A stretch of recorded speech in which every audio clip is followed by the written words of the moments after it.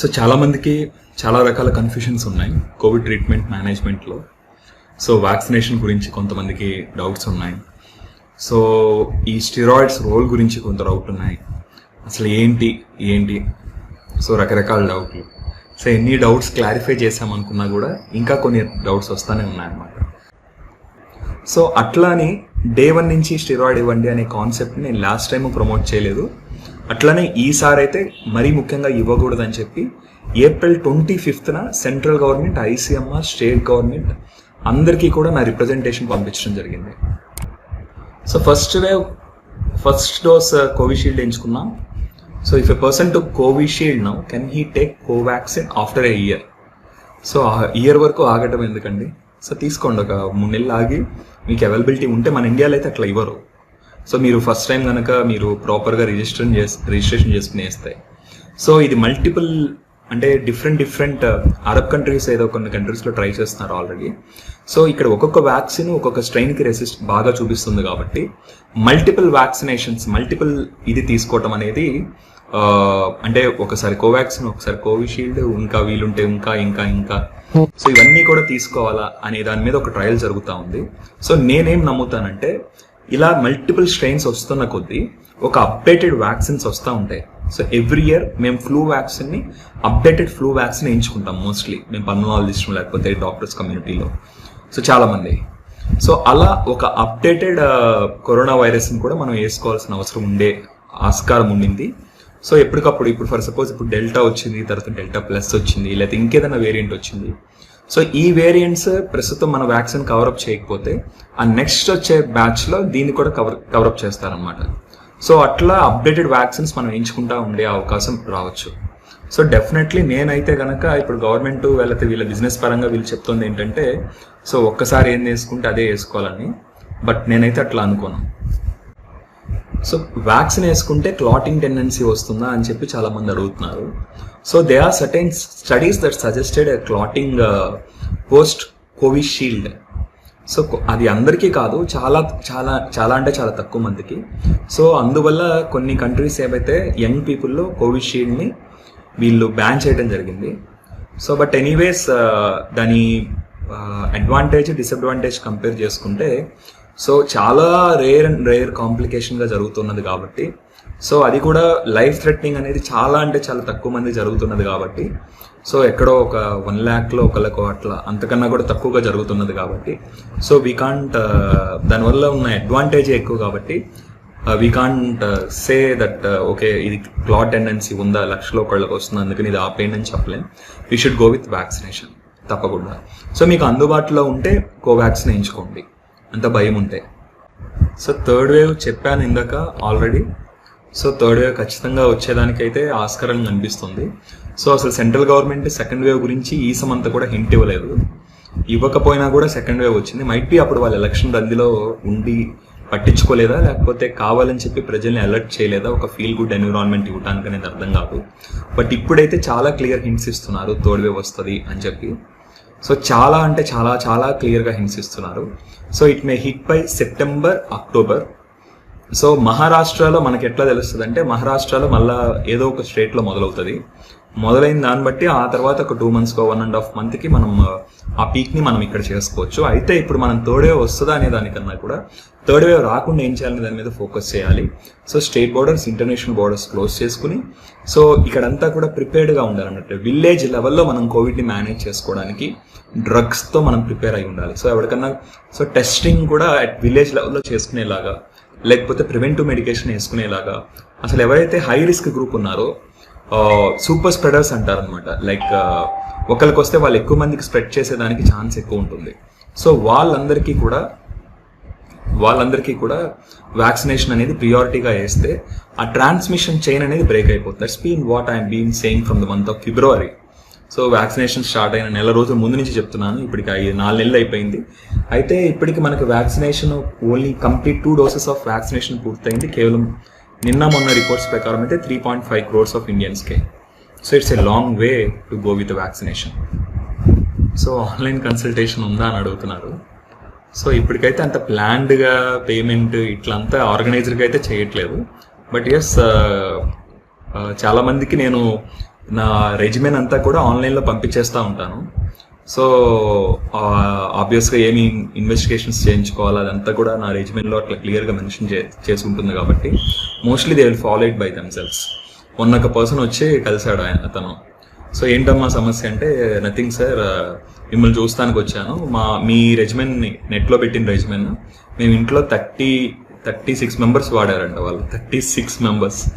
So ఒక్క పెదనాన్న గారు సరిగ్గా మందులు వేసుకోలేదు, స్టార్టింగ్ నుంచి వేసుకోలేదు, ఆయన తప్పించి మిగతా అందరం మేము హ్యాపీగా రికవర్ అయిపోయాం సార్. ఆయన కూడా హాస్పిటలైజ్ అయ్యి is recovering now in hospital, but every one of us are safe. So అందుకు కలుద్దామని వచ్చానని చెప్పారనమాట. సో అందుకే మొత్తం మై ట్రీట్మెంట్ ఈజ్ ఓపెన్ అండి. ఇంకా ఆన్లైన్ ఎందుకు, మీరు coronabar2.comలోకి వెళ్ళండి, వీడియోస్ ఉన్నాయి, అది చూసుకోండి.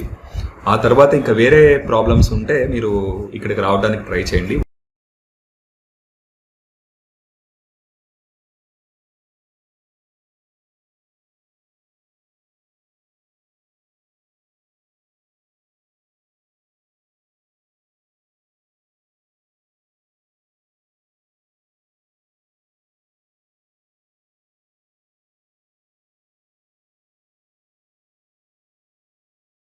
What I'm suggesting in Covid is, ఒక కోవిడ్ పేషెంట్ కోవిడ్ వచ్చిన తర్వాత ఆ హాస్పిటల్ అని ఇన్వెస్టిగేషన్స్ అని అటు ఇటు తిరగకుండా మ్యాక్సిమం ఎంత తొందరగా వీలుంటే అంత తొందరగా ట్రీట్మెంట్ స్టార్ట్ చేయాలి, సిమ్టమ్స్ రావంగానే స్టార్ట్ చేయాలి. So at the same time ఎంత తక్కువ బయటికి వెళ్ళే ఇది ఉంటే అంత తొందరగా వెళ్ళాలి. సో మేమైనా కూడా ఇప్పుడు మేము స్టెథోస్కోప్ వాడి ఆస్కల్టేట్ చేయట్లేదు, దీన్ని పెద్ద వాడట్లేదు హానెస్ట్లీ. సో ఎందుకంటే కోవిడ్ పేషెంట్ మనం పెట్టి మీరు గాలి పీలవండి వదలండి అని చెప్పలేం కదా. సో అలాంటప్పుడు when we're giving the treatment based on the symptoms, based on the duration, starting ఎప్పుడు స్టార్ట్ అయినాయి అనే దాన్ని బేస్ చేసుకుని ఇస్తున్నాం అనుకో. ఇన్ జనరల్గా ఏంటంటే నేను స్టెథోస్కోప్ వాడి without the x-ray I can treat patient అనమాట. సో ఆ సౌండ్స్, మన హాస్పిటేషన్ సౌండ్స్ విని. సో ఇప్పుడు ఇది వాడే అంత ధైర్యం చేయలేకపోతున్నాం కాబట్టి సో డెఫినెట్లీ ఐఎమ్ సజెస్టింగ్ మీరు ఆన్లైన్లోనే కన్సల్టేషన్ తీసుకోమని చెప్తున్నాను. ఐ మీన్ లైక్ కన్సల్టేషన్ తీసుకొని అవసరం లేదు, మీరు అలా చూసుకుని అలా ట్రీట్ చేసేసుకోవచ్చు ఎడ్యుకేటెడ్ అయితే కనుక. సో కరీముల్లా షేక్ గారు ఏమంటున్నారంటే,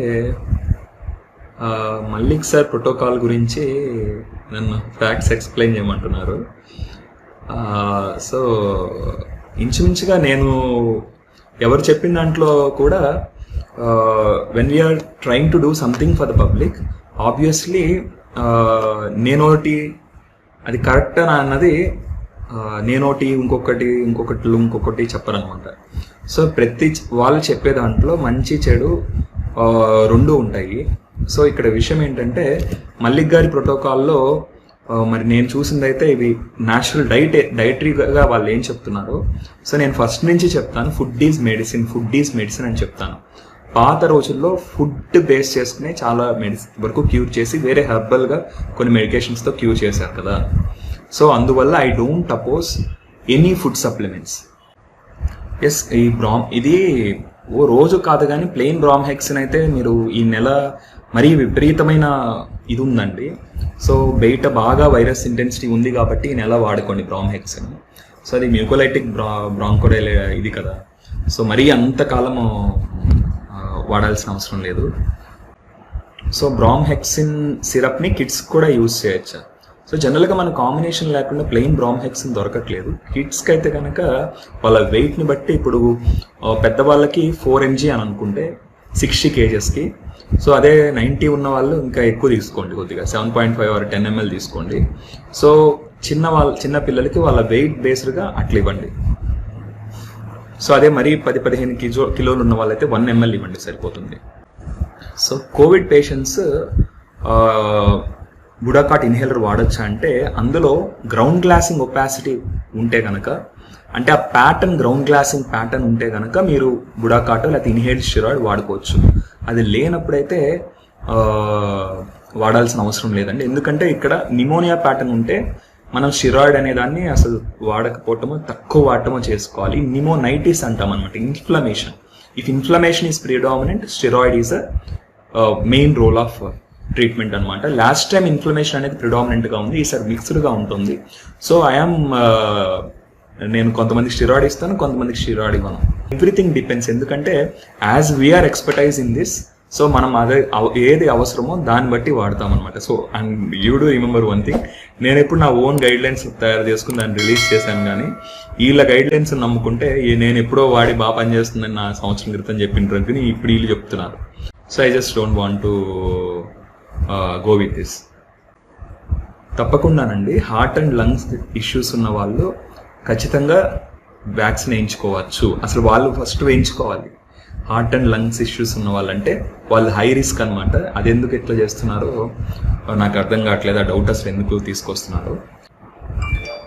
సో ఇంకా వేరియంట్స్ ఇవే. మనం వ్యాక్సిన్ వేయించుకుంటే గౌట్ నీల్ గురించి చెప్పాను ఆల్రెడీ, మీరు ఒకసారి చెప్పానండి. గౌట్ నీల్ గురించి చాలా క్లియర్గా వీడియో ఉంది. 4 అడ్వాంటేజెస్ ఉన్నాయి గౌట్ నీల్తో. ఒకటి, బ్లడ్. నేను యూజ్ చేసింది ఏంటంటే బ్లడ్ వెజల్లో ఉన్న ఇన్ఫ్లమేషన్ తగ్గిస్తుంది. ఆ క్లాట్స్, మైక్రో క్లాట్స్ ఇన్ఫ్లమేషన్ తగ్గించడం వల్ల సడన్గా హార్ట్ అటాక్ రాకుండా సేవ్ అవుతారు. మనకి టైం ఇస్తుంది అనమాట. ఆక్సిజన్ మీద ఎక్కువ రోజులు ఉంటున్నారు గౌట్ నీళ్ళు వేసుకుంటే ఇన్ పేషెంట్స్కి. ఆ తర్వాత చిన్న చిన్న క్లాట్స్ ఏర్పడిపోతున్నాయి. ఇందులో వాస్కులర్ కాంపోనెంట్ ఎక్కువ ఉంటుంది డిసీజ్లో. ఈ క్లాట్స్ వెళ్ళి ఆల్వేలోకి వెళ్ళి లంగ్స్ ఆక్సిజనేషన్ తగ్గిపోతుంది. సో ఎస్, సైనసైటిస్ ఉన్న వాళ్ళకి కోవిడ్ వస్తే రిస్క్ ఎక్కువ ఉందంట. సో ఎనీ ఎలర్జిక్, సైనసైటిస్లో ఒక ఎలర్జిక్ కాంపోనెంట్ చాలా మందికి ఉంటుంది. సో ఎనీ ఎలర్జిక్ కాంపోనెంట్ ఉన్న వాళ్ళకి కోవిడ్లో రిస్క్ ఉంది.